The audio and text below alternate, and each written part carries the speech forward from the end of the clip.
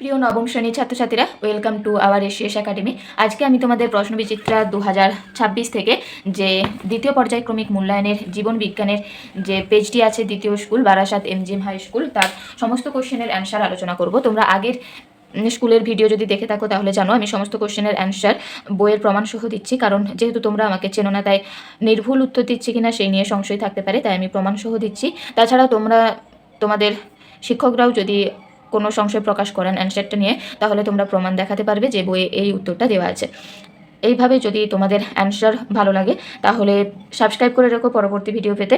আর অন্যান্য সাবজেক্টের প্রশ্নবিচিত্রার সমাধানও দেওয়া হচ্ছে এই চ্যানেলে, তোমরা চাইলে দেখে নিতে পারো। আমি প্লেলিস্ট লিঙ্ক দিয়ে রাখবো। দ্বিতীয় পর্যায়ক্রমিক মূল্যায়নের নবম শ্রেণীর জন্য সমস্ত সাবজেক্টের একটা আলাদা প্লেলিস্ট আছে, সেই লিঙ্কও দিয়ে রাখছি, এবং সমস্ত সাবজেক্ট অনুযায়ী আলাদা আলাদা প্লেলিস্টও আছে, তাও দিয়ে রাখবো। তোমরা যেটা সুবিধা হবে দেখে নিও।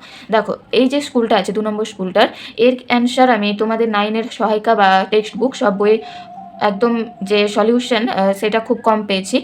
কিছু কিছু অ্যান্সার হয়তো দেওয়া আছে, একদম ডিরেক্ট দেওয়া নেই। আমি ডিরেক্ট অ্যান্সার বোঝানোর জন্য অনেক ক্ষেত্রেই যেগুলো পাইনি সেগুলো 11-এর বই থেকে বা অন্যান্য যে বই থেকে পেয়েছি সেইখানের ফটো দিয়ে দেবো বা পেজ নাম্বার দিয়ে দেবো। আর যদি তোমরা 9-এর তোমাদের বই পেয়ে থাকো তাহলে কমেন্ট করে জানিও উত্তরগুলো যে এই পেজে রয়েছে। দেখো, প্রথম যে কোশ্চেন আছে, স্পেকট্রোফোটোমিটার যন্ত্রে কোনো একটি সালোক সংশ্লেষীয় রঞ্জকে শোষণ বর্ণালী গ্রাফ দৃশ্যমান আলোকের 400 ন্যানোমিটার থেকে 500 ন্যানোমিটারের মধ্যে হয়, ওই সালোক সংশ্লেষীয় রঞ্জকটি নির্বাচন করো। অপশন আছে chlorophyll, xanthophyll, alpha carotene, beta carotene. এটা যদি আলফা ক্যারোটিন বিটা ক্যারোটিন আলাদা না দেওয়া থেকে, মানে শুধু ক্যারোটিন দেওয়া থাকতো, তাহলে কিন্তু অ্যান্সারটা তোমাদের দেওয়া ছিল। দেখো, আমি সহায়িকা, এই যে রায় মার্টিন নবম শ্রেণীর সহায়িকা, এর থেকেই দেখিয়ে দিচ্ছি। দেখো, তোমাদের সহায়িকায় 206 নম্বর পেজের যে 10-এর দাগের কোশ্চেনটা, সেখানে দেওয়া আছে যে ক্যারোটিন আর জ্যান্থোফিল। দেখো, ক্যারোটিনয়েড সূর্যালোকের 400 থেকে 500 ন্যানোমিটারের বেশি তরঙ্গদৈর্ঘ্য আলোকরশ্মি শোষণ করে ক্লোরোফিল এ অণুতে পাঠায়। তাহলে 400 থেকে 500 ন্যানোমিটারটা কিন্তু ক্যারোটিন করছে। এবার এইটা দেখো, ক্লাস 11-এর একাদশ শ্রেণী 10 নম্বর পেজে দেখো, এই যে স্পেকট্রোফোটোমিটার যন্ত্রের সাহায্যে আমরা দেখছি।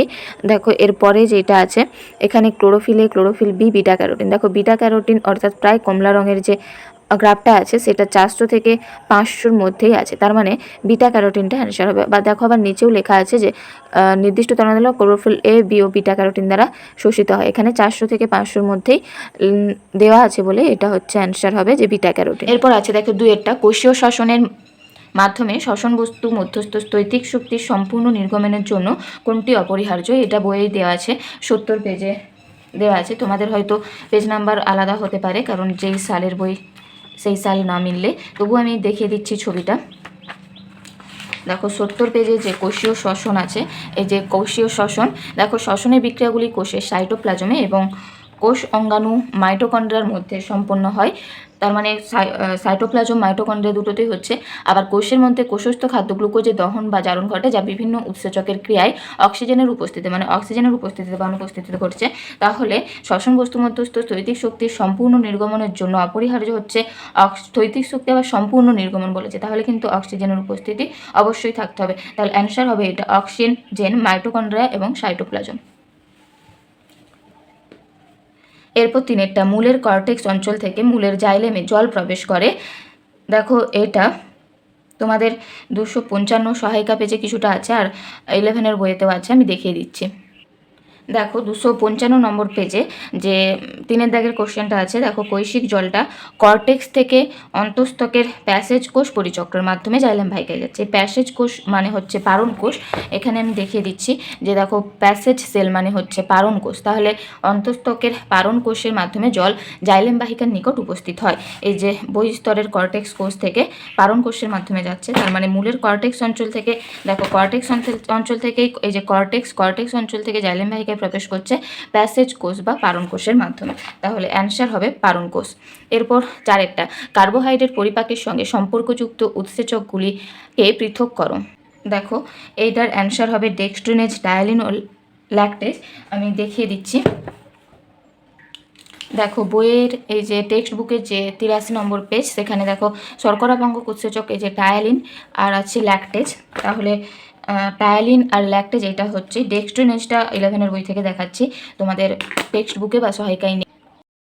ডেক্সট্রিনেজটা দেখো 11-এর বইয়ে এই যে আন্তরিক রসে বর্তমান অ্যামাইলোলাইটিক উৎসেচকগুলি যে দেওয়া আছে প্রথমেই, তার মধ্যে দেখো 2 নম্বর পয়েন্টে আছে আইসোমল্টেজ বা অলিগো আংশিক গ্লুকোসাইডেজ বা আলফা ডেক্সট্রিনেজ। তার মানে ডেক্সট্রিনেজ হচ্ছে অ্যামাইলোলাইটিক বা শর্করা ভঙ্গক উৎসেচক।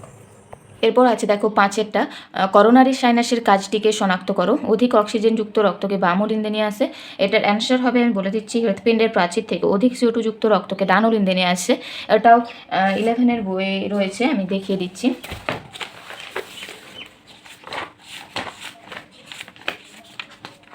দেখো 922 নম্বর পেজে এই যে করোনারি ভেন, দেখো হৃৎপেশি থেকে বেশি CO2 যুক্ত রক্ত করোনারি সাইনাস দিয়ে ডান অলিন্দে আসে। তার মানে করোনারি সাইনাস কি করছে, যে হৃৎপেশি বা প্রাচীর থেকে হৃৎপিণ্ডের যুক্ত বেশি CO2 যুক্ত রক্তটা ডান অলিন্দে নিয়ে আসছে। তার মানে অ্যান্সার হচ্ছে ডি-এরটা। এরপর দেখো বিভাগ খ 2-এর দাগ, এটা কোষপ্রাচীর মধ্যস্থ ড্যাশ হলো সিম্প্লাস্টিক পথের অংশ। এটা দেখিয়ে দিচ্ছি। দেখো কোষপ্রাচীর স্থিত ছিদ্রের মধ্য দিয়ে কোষান্ত রক্ষাকারী সাইটোপ্লাজম, মানে কোষপ্রাচীর স্থিত ছিদ্র হচ্ছে, এটা হচ্ছে 259 নম্বর পেজে রয়েছে। তোমাদের এখানটায় অল্পে গেলে বুঝতে পারবে যে অনেকগুলি উদ্ভিদ কোষের পাশাপাশি অবস্থানের ফলে কোষগুলি প্লাজমোডেসমাটার মধ্য দিয়ে যে সাইটোপ্লাজমীয় পথে মূলরোম দ্বারা শোষিত জল ও খনিজ লবণ পরিবাহিত হয় তাকে সিমপ্লাস বলছে। তার মানে কোষপ্রাচীর মধ্যস্থ যে ছিদ্র বা প্লাজমোডেসমাটাটাই হচ্ছে ছিদ্র বা প্লাজমোডেসমাটা, তাই হচ্ছে সিমপ্লাস্টিক পথের অংশ। তারপরে 2-একটা, প্রশ্বাস ক্রিয়ার সময় বক্ষগহ্বরের আয়তন বৃদ্ধিতে ফ্রেনিক স্নায়ু সাহায্য করে। দেখো আমি ফটোটা দিয়ে রাখছি 11-এর বই থেকে। এখানে দেখো প্রশ্বাসের নিয়ন্ত্রণের যে দ্বিতীয় পয়েন্টটা আছে, সেখান থেকে ফ্রেনিক স্নায়ু ও ইন্টারকস্টাল স্নায়ুর অন্তর্গত বহির্বাহী স্নায়ুতন্তুর মাধ্যমে সেই উদ্দীপনা পরিবাহিত হয়ে যথাক্রমে মধ্যচ্ছদা ও বহিস্থ ইন্টারকস্টাল পেশি সমীহে পৌঁছায়। এবং দেখো শেষ লাইনটা ওইটাই আছে, ফলে অন্তঃবক্ষদেশীয় আয়তন বাড়ে এবং চাপ হ্রাস পায়। তার মানে অ্যান্সার হবে ফ্রেনিক স্নায়ু। এরপর 3-একটা, চোখের তারারন্ধ্র প্রসারণে ব্যবহৃত উদ্ভিজ রেচন পদার্থটি হচ্ছে 347 পেজে। দেখো 347 পেজ, যেখানে নাইট্রোজেন যুক্ত উপক্ষারের নাম দেওয়া আছে, সেখানে দেখো এই যে অ্যাট্রোপিন, এই যে অ্যাট্রোপিন, দেখো অ্যাট্রোপিন দেওয়া আছে, এটা চোখের তারারন্ধ্র প্রসারণে গুরুত্ব রয়েছে। তার মানে অ্যান্সার হবে অ্যাট্রোপিন। অ্যান্সার হবে অ্যাট্রোপিন। এরপর 1-একটা, কপারযুক্ত সাইটোক্রোম ইলেকট্রন পরিবহনে সাহায্য করে। এটা সত্য, দেখো 11-এর বই থেকে দেখিয়ে দিচ্ছি। এখানেও দেখো লেখা আছে শেষের আগের লাইন, সাইটোক্রোম সি অক্সিডেজে তামা প্রোটিন গ্রুপের সঙ্গে যুক্ত থাকে এবং পর্যায়ক্রমে বিজারিত ও জারিত হয়। তার মানে সাইটোক্রোম সি অক্সিডেজে তামা যুক্ত থাকে। তার মানে এটা হচ্ছে সত্য। এরপর আছে পরজীবীয় পুষ্টি সম্পাদনকারী একটি উদ্ভিদ হলো মনোট্রোপা। এটাও সত্য, এটা তোমাদের সহায়িকাতে 287 নম্বর পেজে রয়েছে, দেখিয়ে দিচ্ছি। দেখো সহায়িকাতে যে পুষ্টি রয়েছে তার প্রথম পেজে রয়েছে যে ছকটা দেওয়া আছে, সেখানে পরজীবীয় পুষ্টি দেখো রাফলেসিয়া মনোট্রোপা দেওয়া আছে। তার মানে এখানে আছে পরজীবীয় পুষ্টি সম্পাদনকারী একটি উদ্ভিদ হচ্ছে মনোট্রোপা, এটা সত্য। এরপর 3-একটা, পিত্তরঞ্জক হিমোগ্লোবিনের গ্লোবিন প্রোটিন অংশ থেকে গঠিত হয়। এই অ্যান্সারটা মিথ্যা হবে, মিথ্যা। এটাও 11-এর বই দেখাচ্ছি। তোমাদের 9-এর বইয়ে প্রথমেই বললাম অনেক কোশ্চেনের অ্যান্সারই আমি খুঁজে পাইনি, তাই আমি 11-12-এর বইয়ে কোথায় কী আছে যেহেতু জানি, সেখান থেকে দেখিয়ে দিলাম। দেখো 891 পেজ, দেহতরল সংবহন, এই চ্যাপ্টারে দেওয়া আছে। দেখো পিত্তরঞ্জক হিমোগ্লোবিনের গ্লোবিন প্রোটিন অংশ থেকে গঠিত হয় যেহেতু কোশ্চেন। পিত্তরঞ্জক মানে হচ্ছে বিলিরুবিন আর বিলিভার্ডিন। এটা দেখো হিমের কিছু অংশ বিলিভার্ডিন উৎপন্ন হয় এবং বিলিভার্ডিন পরে বিজারিত হয়ে বিলিরুবিন তৈরি হচ্ছে। তার মানে রঞ্জক যে তৈরি হচ্ছে এটা তৈরি হচ্ছে কিন্তু হিম থেকে, এখানে দিয়েছে গ্লোবিন প্রোটিন থেকে, তার মানে গ্লোবিন প্রোটিন থেকে নয়। এখানে দেখো যেহেতু হিম থেকে দেওয়া আছে, তার মানে অ্যান্সারটা এটা মিথ্যা হবে। দেখো এরপর সি-এর দাগে আছে শিখা কোষ বা ফ্লেম কোষ কি। এটা হচ্ছে চ্যাপ্টাকৃমি বা ফিতাকৃমির রেচনাঙ্গ। এটাও সহায়িকায় রয়েছে 348 নম্বর পেজ। দেখো এখানে রেচনাঙ্গ সংশ্লিষ্ট প্রাণীর নাম দিয়েছে যে ফ্লেম কোষ বা শিখা কোষ আছে, চ্যাপ্টাকৃমি বা ফিতাকৃমি। তার মানে চ্যাপ্টাকৃমি বা ফিতাকৃমির রেচনাঙ্গ হচ্ছে শিখা কোষ বা ফ্লেম কোষ। এরপর কোশ্চেন আছে ভিলাই কি, এর কাজ লেখো। এটাও দেখো 306 নম্বর পেজে রয়েছে। ভিলাই কি, এর কাজ কি। সহায়িকা থেকেই বলছি আমি, রাইমার্টিন সহায়িকা। তোমরা যদি অন্য বই ফলো করো সেক্ষেত্রে আমি কিছু করতে পারছি না, যেহেতু আমার কাছে এই বইটা আছে তাই আমি এখান থেকেই দেখিয়ে দিচ্ছি। দেখো 306 নম্বর পেজে 32-এর দাগের কোশ্চেনে এই অ্যান্সারটা আছে। এই যে 32 দাগের কোশ্চেন, দেখো ভিলাই কি, এর কাজ কি। এখানে পুরো অ্যান্সারটাই দেওয়া আছে যে ক্ষুদ্রান্তের অন্তঃগাত্রে অবস্থিত আঙুলের মতো প্রবর্ধিত অংশকে ভিলাই বলে। ভিলাই ক্ষুদ্রান্তের প্রাচীরের শোষণতল বাড়িয়ে পাচিত খাদ্যবস্তু শোষণে সাহায্য করে। তাহলে এটা হলো অ্যান্সার। এরপর দেখো আছে 3-একটা, রুবিস্কো এর সম্পূর্ণ নাম কি। Ribulose bisphosphate carboxylase. এর অ্যান্সারটাও আমি দেখিয়ে দিচ্ছি, লিখে রেখেছি যদিও, তবু সহায়িকা 204 নম্বর পেজে রয়েছে, আমি সেহেতু দেখিয়ে দিচ্ছি। দেখো রাইবিউলোজ বিসফসফেট কার্বক্সিলেজ উৎসেচক হচ্ছে রুবিস্কো। এরপর বাম স্তম্ভের সঙ্গে ডান স্তম্ভ মিলাতে বলেছে। দেখো রঞ্জক পদার্থবিহীন রক্ত হচ্ছে হিমশীল। ফিতাকৃমি ও মানুষ পরজীবীয় পুষ্টি। ফিতাকৃমি আর মানুষের মধ্যে সম্পর্কটা ক্ষতিগ্রস্ত রক্তজালকের মেরামতি করে অনুচক্রিকা, আর সংরক্ষিত পেসমেকার বলা হয় এভি নোডকে। এরপর দেখো যে কোশ্চেন আছে 3-এর দাগ, 3 দাগের 1 সালোক সংশ্লেষে ফটোফসফোরাইলেশনের গুরুত্ব লেখো। দেখো এখানে আলোক ফসফরিক ভবনটায় ফটোফসফোরাইলেশন তার গুরুত্ব দেওয়া আছে, এটিপি উৎপাদন, আলোক রশ্মি, এনএডিপি প্লাসের বিজারণ, যা হোক পুরোটাই লিখবে। এটা দেখো ফটো দিয়ে দিলাম। দেখো এখানে উপকারিতা দেওয়া আছে, সেটাই তোমরা অসুবিধা হিসেবে লিখে দেবে যে শিঙি মাছের যদি শ্বাসকার্য চালানোর জন্য ফুলকা রেখে শ্বাসনলটা কেটে দেওয়া হয়, তাহলে অতিরিক্ত শ্বাসঙ্গ যদি না থাকে তাহলে কী হবে, দেখো এরা অল্প জলে ডাঙায় বা স্থলভাগে বেঁচে থাকতে পারবে না। এখানে পারে কারণে অতিরিক্ত শ্বাসঙ্গ থাকে বলে যদি কেটে দেওয়া হয় তার মানে অল্প জলে ডাঙায় বা স্থলভাগে বেঁচে থাকতে পারবে না, এরা মারা যাবে, এটাই হবে অ্যান্সার। এখানে এটাও লিখতে পারে যে অনেক সময় গ্রীষ্মকালে ছোটো ছোটো জলাশয়ের জল শুকিয়ে যায়, সময় অতিরিক্ত শ্বাসযন্ত্র এদের বেঁচে থাকতে সাহায্য করে। এটাকে উল্টাভাবে লিখবে যে অতিরিক্ত শ্বাসযন্ত্র না থাকলে গ্রীষ্মকালে যদি ছোটো ছোটো জলাশয় শুকিয়ে যায় তাহলে মাছটি মারা যাবে। এখানে দেখো এটাও যে মাছেরা শিঙি মাছেরা কি কর্দমাক্ত জলে বসবাস করে, ফলে প্রয়োজনের তুলনায় এরা কম অক্সিজেন পায়। অতিরিক্ত অক্সিজেন শ্বাসযন্ত্রের সাহায্যে এরা সরাসরি বায়ু থেকে অক্সিজেন গ্রহণ করে চাহিদা মেটে। তাহলে তোমরা এইভাবেই পরপর গুছিয়ে লিখবে যে শিঙি মাছ যেহেতু কর্দমাক্ত জলে বসবাস করে তাই এদের কম অক্সিজেন পায়, এরা অতিরিক্ত যে শ্বাসযন্ত্রটি থাকে অর্থাৎ শ্বাসনলটি সেটার সাহায্যে সরাসরি বায়ু থেকে অক্সিজেন গ্রহণ করে চাহিদা মেটায়, তাহলে সেই চাহিদা মেটাতে পারবে না। আবার অনেক সময় গ্রীষ্মকালে ছোটো ছোটো জলাশয়ে জল শুকিয়ে যায়, সেই সময় এই অতিরিক্ত শ্বাসযন্ত্রদের বেঁচে থাকতে সাহায্য করে, তাহলে তখনও এই শিঙি মাছটি বেঁচে থাকবে না। এইভাবে অ্যান্সারটা লিখে দিও। এরপর দেখো আছে 4টা সক্রিয় পরিবহন এবং নিষ্ক্রিয় পরিবহনের মধ্যে 4টি পার্থক্য লেখো। 254 পেজ সহায়িকায় ডিরেক্টলি অ্যান্সার দেওয়া আছে, দেখে দিচ্ছি। দেখো সক্রিয় পরিবহন এবং নিষ্ক্রিয় পরিবহন ও সক্রিয় পরিবহনের মধ্যে পার্থক্য 254 পেজে আছে, তোমরা এখান থেকে দেখে করে নিও। এরপর আছে দেখো মানব দেহের 5টা মানবদের একটি বিপাকীয় সমস্যার নাম ও তার কারণ লেখো। এটা বইয়ের 86-87 পেজে রয়েছে। দেখো তোমরা এখানে যেহেতু যে কোনো একটি বিপাকীয় সমস্যা বলেছে, তোমরা এই স্থূলতা বা ওবেসিটি এই পয়েন্টটা করো, এইটাই ভালো দেয়, মানে অনেক সময় দেয় স্থূলতা বা ওবেসিটির কারণে এসো। এছাড়া এখানে অনেক রোগ আছে, দেখো রক্তচাপ, অ্যাথ্রোক্লোরোসিস, লিভার সিরোসিস, আর্থ্রাইটিস, হাইপারথাইরয়েডিজম, অনেক রোগ আছে, তোমরা যে কোনো একটা বলতে পারো, কিন্তু আমার মতে স্থূলতা বা ওবেসিটি এই পয়েন্টটা করো, এর কারণও দেওয়া আছে, আর বিপাকীয় সমস্যার নাম এটা, স্থূলতার কারণ এটা, এখান থেকে লিখে দিতে পারো। এরপর দেখো 6টা ক্রস ম্যাচিং কি, এর প্রয়োজনীয়তা কি, বইয়ে 96 পেজে অ্যান্সারটা দেওয়া আছে, দেখিয়ে দিচ্ছি। দেখো ক্রস ম্যাচিং যে ব্যক্তির দেহে রক্ত সঞ্চালন হবে তার রক্তের সঙ্গে দাতার সঙ্গে সামঞ্জস্যপূর্ণ কিনা তা নির্ণয় করা হলো ক্রস ম্যাচিং। দেখবে যখন রক্ত স্থানান্তর করতে হয় তখন আমরা গ্রহিতার সাথে দাতা অর্থাৎ যিনি রক্ত দিবেন তার রক্ত সামঞ্জস্যপূর্ণ কিনা মিলিয়ে দেখে, এটাকে ক্রস ম্যাচিং বলে। রক্ত সঞ্চালনের পূর্বে ক্রস ম্যাচিং অবশ্যই প্রয়োজন, না হলে কিন্তু রক্ত জমাট বেঁধে যেতে পারে, তাই আগে অবশ্যই দেখতে হবে, না হলে রোগী হয়তো মারাও যেতে পারে। এরপর কোশ্চেন আছে দেখো 7টা ম্যালফিজিয়ান কণিকার গঠন ও কাজ লেখো।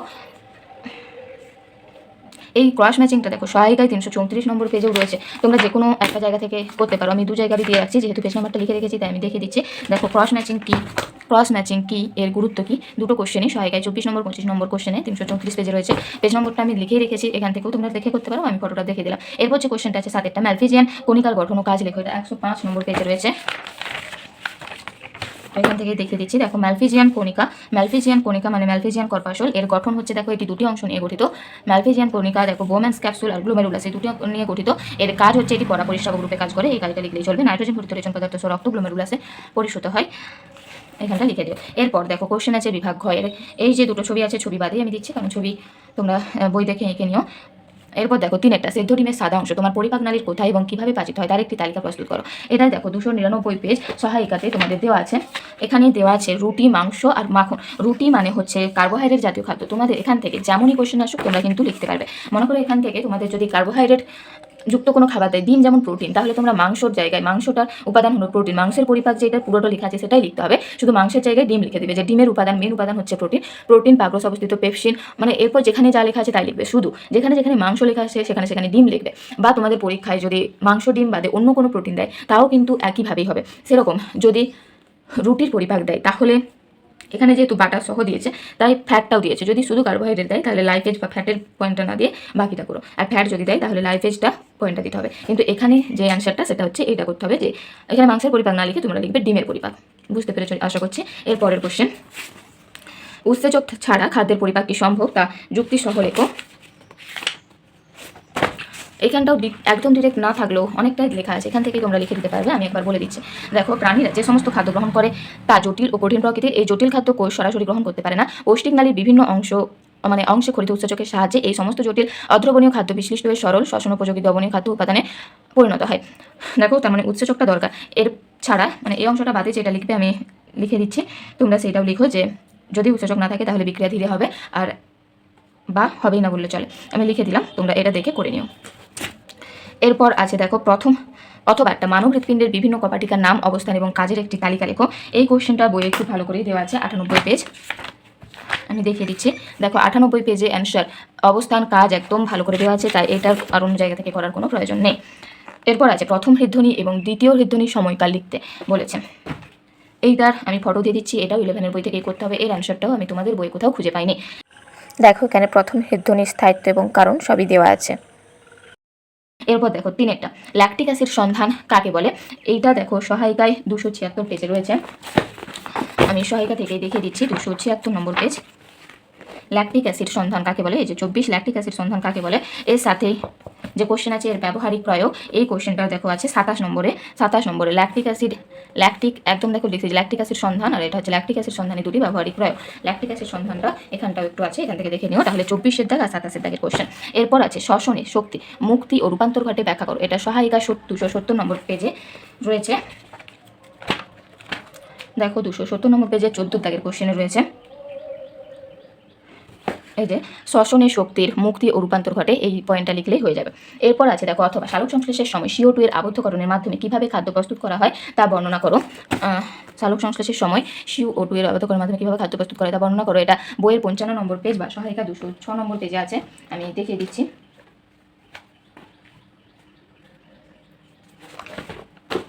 দেখো CO2 আবদ্ধকরণ মানে তোমার অন্ধকার দশাটাই হবে, এখানে CO2 এর আবদ্ধকরণ হয়, এইটা পুরোটাই লিখতে হবে। মানে এটার মেন কোশ্চেনটা হচ্ছে কেলভিন চক্র লিখলেই চলবে, যে CO2 দেখো আবদ্ধকরণ হচ্ছে, কার্বন স্থিতিকরণ, পয়েন্টগুলো দিয়ে একটু লিখে এই ছকটা পুরোটা লিখলেই এইভাবে খাদ্য প্রস্তুত করা হয়, এটা পুরোটা লিখতে হবে। মানে এই কোশ্চেনটা মেন হচ্ছে অন্ধকার দশার কোশ্চেনটাই চেয়েছে, ওই আনসারটা লিখলেই হবে। ক্রেবস চক্রকে TCA চক্র বলে কেন, এটা শেষ কোশ্চেন দেখিয়ে দিচ্ছি, বইয়ে 74 নম্বর পেজে আছে। দেখো ক্রেবস চক্র, এটাতে দেখো সাইট্রিক অ্যাসিড প্রথম উৎপাদিত দ্রব্য জৈব অ্যাসিডগুলির মধ্যে। এই সাইট্রিক অ্যাসিডে 3টি কার্বক্সিল বর্গ দেখো COOH থাকাই একে ট্রাই কার্বক্সিলিক অ্যাসিড চক্র বা TCA, ট্রাই কার্বক্সিলিক, টি মানে ট্রাই, সি মানে কার্বক্সিলিক, এ মানে অ্যাসিড চক্র বলে। এবং প্রথম পর্যবেক্ষক ইংরেজ বিজ্ঞানী হেন্স ক্রেবসের নাম অনুসারে ক্রেবস চক্র বলে। এখান থেকে পুরোটা ইম্পর্টেন্ট। ক্রেবস চক্রটি কোষীয় অঙ্গাণু মাইটোকন্ড্রিয়ার মধ্যে ঘটে। এখানে প্রত্যেকটা লাইন থেকে শর্ট কোশ্চেন দেয়, এখান থেকে এখান পর্যন্ত তোমরা দেখে রেখো। তো আজকে 2 নম্বর স্কুলটা এই পর্যন্ত। এরপর 3 নম্বর পেজের অ্যান্সার আমি খুব তাড়াতাড়ি দিয়ে দেবো। তোমরা কমেন্ট করে অবশ্যই জানিও যে এই অ্যান্সারগুলি থেকে তোমাদের কতটা কি উপকার হচ্ছে। তাহলে যদি উপকার হয়, আমার অ্যান্সার দেওয়ার সার্থক হবে বা আমি খুব তাড়াতাড়ি দেওয়ার একটা এনার্জি পাবো, তাই অবশ্যই কমেন্ট করে জানিও আর লাইক করো। তো চলো আজকে এই পর্যন্তই।